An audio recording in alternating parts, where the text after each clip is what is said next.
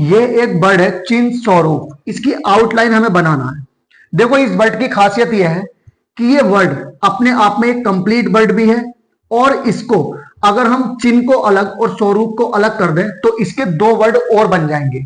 यानी कि अगर चिन्ह आता है और स्वरूप अलग अलग आता है तो हम कैसे लिखेंगे? देखो अगर हमें चिन्ह लिखना है तो ये चा बनाएंगे और ये ना का लगाएंगे आंकड़ा, यहां से क्या है ना का आंकड़ा लगाकर, और यहां से ही क्या निकाल देंगे हा, ये क्या पढ़ा जाएगा चिन्ह। और अगर कभी स्वरूप अलग आता है तो हम क्या लिखेंगे?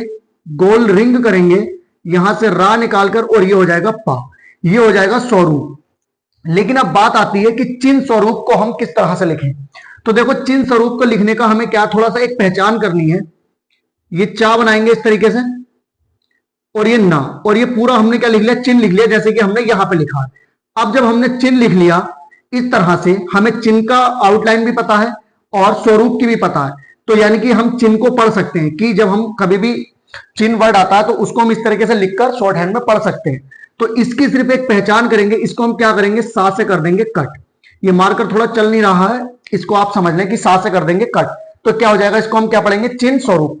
तो इस तरह की आउटलाइन अगर आपको भी और चाहिए तो आप कमेंट में लिख सकते हैं, और मेरा पर्टिकुलर नंबर भी रहता है, तो आप व्हाट्सएप करके भी पूछ सकते हैं। शॉर्ट हैंड से रिलेटिव कोई भी आउटलाइन या किसी भी तरीके की कोई भी जानकारी शॉर्ट हैंड से रिलेटिव चाहिए तो आप कमेंट कीजिए, या व्हाट्सएप पर आप मैसेज छोड़ दीजिए, मैं उसको पढ़ूंगा और कोशिश करूंगा कि उसको आसान तरीके से बताने की।